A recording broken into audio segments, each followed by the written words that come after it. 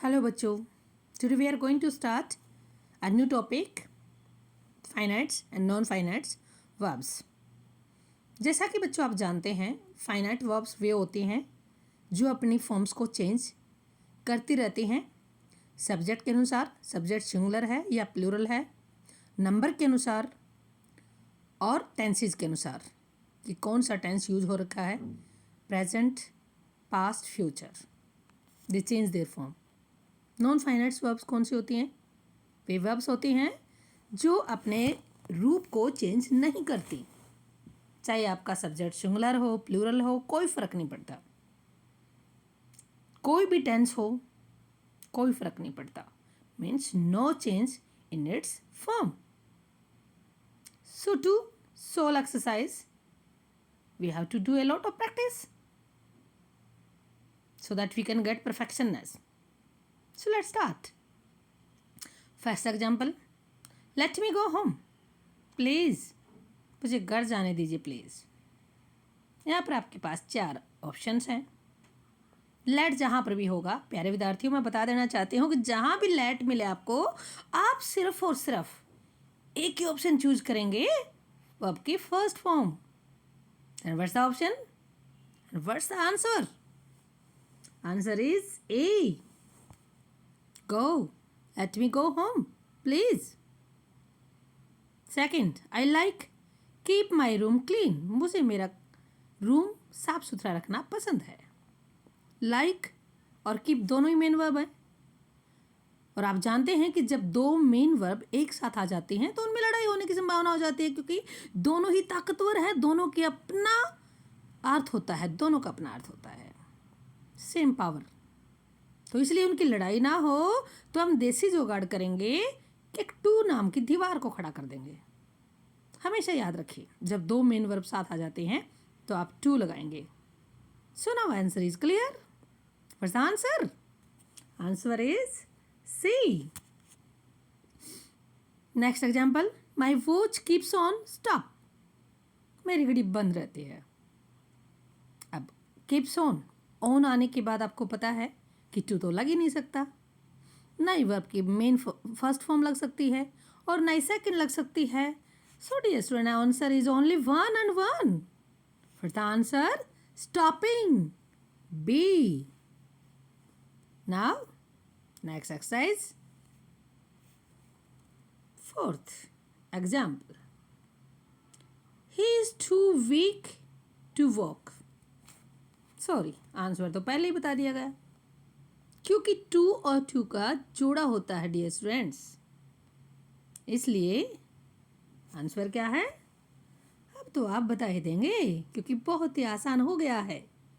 By chance मेरे मुंह से पहले आंसर ही निकल गया। So what's the answer? C. Next example, you need not say anything. You need not say anything, आपको कुछ भी कहने की आवश्यकता नहीं है। मेरे विचार से इसका आंसर भी मेरे प्यारे बच्चे जानते हैं। क्या आंसर हो सकता है? इमेजिन कीजिए, सोचिए एक बार। नीड नॉट, वैसे तो नीड यहाँ पर मेन वर्ब का काम कर रही है, बट जब भी नीड आ जाए तो आप वर्ब की फर्स्ट फॉर्म ही लगाएंगे। तो क्या आंसर है बताइए जल्दी से। The answer is C, D option. Next example, the rice will grow well in the come season.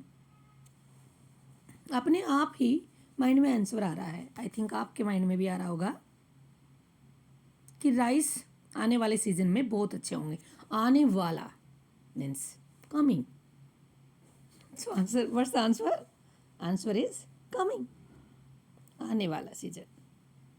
He tried make me a fool. उसने मुझे मूर्ख बनाने की कोशिश की। तो ट्राइड क्या है बेटा मेरे प्यारे बच्चों? ट्राइड क्या है? एक मेन वर्ब है, और दूसरी भी क्या है? एक मेन वर्ब है। कौन सी? मेक। तो मैंने बताया था, जब 2 मेन वर्ब एक साथ आ जाएं, दोनों के बीच में कोई लड़ाई ना हो, तो आप क्या लगाएंगे? 2 नाम की दीवार को खड़ा कर देंगे। So what's the answer? To make. D option. I'm sorry, disturb you. इसका आंसर भी शायद आपको पता चल ही गया. सॉरी ऑलरेडी एक मेन वर्ब है और डिस्टर्ब भी एक मेन वर्ब है. तो क्या है आंसर? आपसे जानते हो ये आंसर क्या हो सकता है, क्योंकि मैंने पहले ही बताया कि जब दो मेन वर्ब साथ आ जाती हैं तो कौन सी दीवार खड़ी करेंगे हम? To. I am sorry to disturb you. I object to write on my walls. मैं आपका विरोध करती हूँ कि आप मेरी दीवारों को ख़राब ना करें, मेरी दीवार पर ना लिखें. अब आपको पता है ऑब्जेक्ट टू एक फ्रेजल वर्ब है जो ऑलरेडी टू लगा हुआ है, तो टू का ऑप्शन ही ख़त्म हो गया. रिटन तो ऑलरेडी थर्ड फॉर्म है, ये तो आ ही नहीं सकती. तो ऑप्शन क्या हो सकता है? टू के बाद आपको पता है राइटिंग भी नहीं आ सकता, या आ सकता है? सोची ज़रा सोची ध्यान से. आ सकता है. क्यों? क्योंकि बेटा आपने टू इन्फिनिटी नहीं लगा रहे, जो तो ऑलरेडी फ्रेजल वर्ब के साथ है.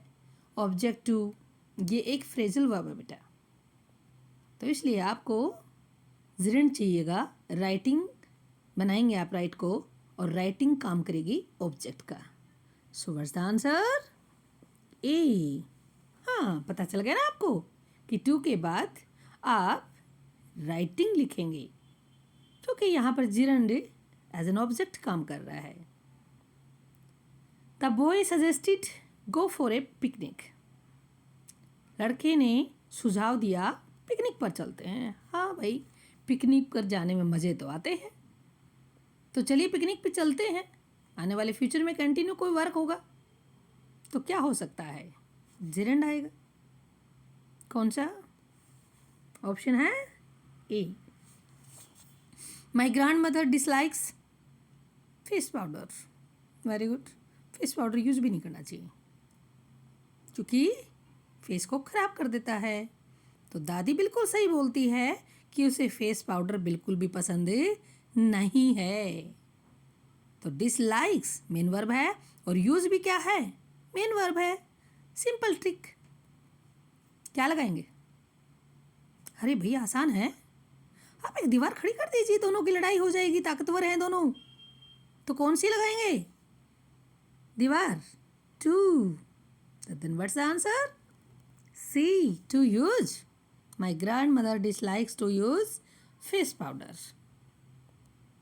Next example, it's easy. Find fault with others. दूसरों में गलती ढूंढना बड़ा आसान होता है, सच्चाई है. हम अपनी गलती को कभी नहीं देखते, बड़ा आसानी से दूसरों के अंदर गलती निकाल देते हैं. बहुत ही अच्छा एग्जाम्पल है, हमें याद भी रखना चाहिए. इट्स ईजी जहाँ भी आएगा तो आप क्या यूज़ करेंगे? क्योंकि ईजी क्या है? एक मेन वर्ब है, और फाइंड क्या है? ये भी एक मेन वर्ब है. आई थिंक आंसर आपको मिल ही गया. मुझे पता है आप आंसर जानते हैं. Yes yes yes, you are right. What's the answer? Yes, it's C. Answer is our C. So somehow finites and non-finites verbs are clear. Let's see another example.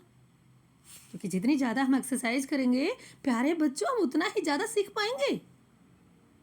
वैसे तो हम हर क्लास में पढ़ते आ रहे हैं, 9th क्लास से लेकर के आगे की हर क्लास में हम फाइनाइट्स नॉन फाइनाइट्स वर्ब्स को पढ़ेंगे, बट फिर भी हम पकड़ हासिल नहीं कर पाते.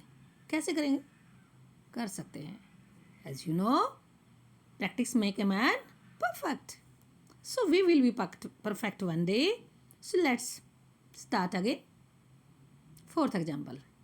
He made me repeat the lesson. उसने मुझे लेसन को रिपीट करने के लिए मजबूर किया या मोटिवेट किया. आप दोनों सेंस में ले सकते हैं.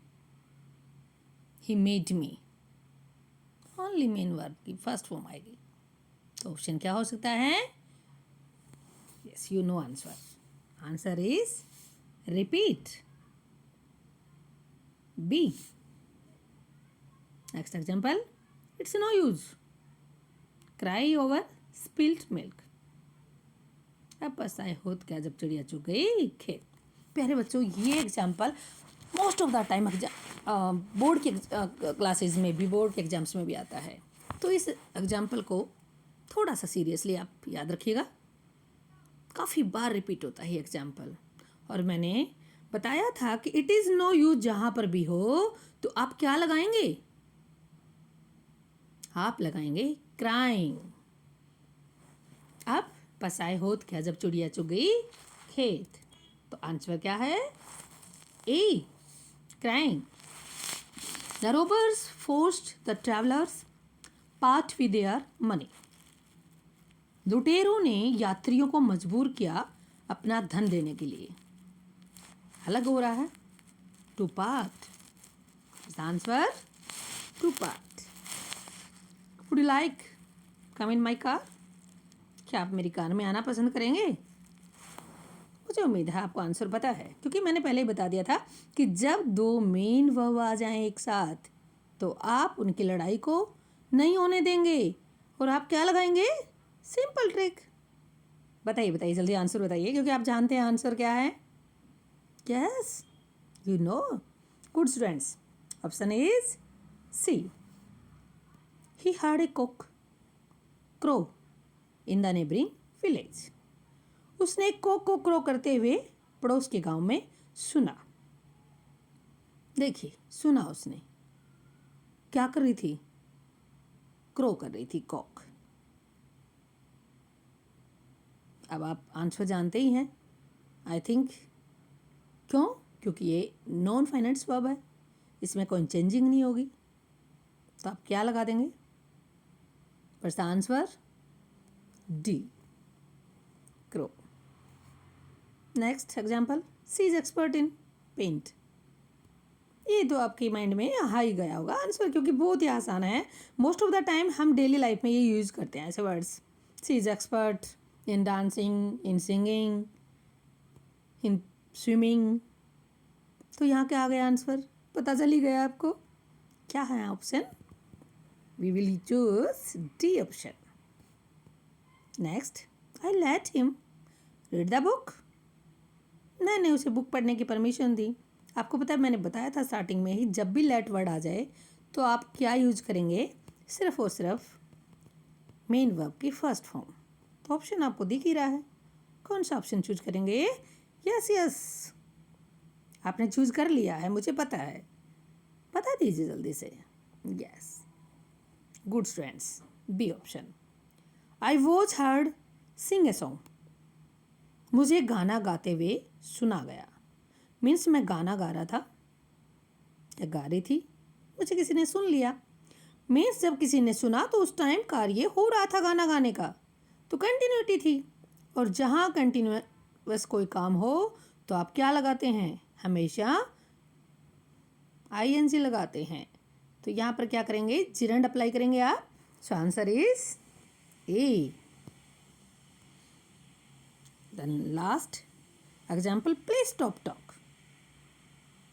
मैं जानती हूँ ये आंसर आपको पता चल चुका है, क्योंकि आप बहुत इंटेलिजेंट हैं और आप इतनी एक्सरसाइज करते हैं कि ये तो नॉर्मली आ जाता है आपको। सो what's the answer? Answer is talking. जैसे कि आप जानते हैं, please stop laughing, please stop speaking, talking, making a noise. So many examples we have heard. Thank you students. I hope you are able to understand non-finites and finite verbs. आगे हम और भी exercise करते रहेंगे, यूं ही बने रहिए हमारे साथ। चैनल को लाइक कीजिए, सब्सक्राइब कीजिए। It's your on channel. Thank you.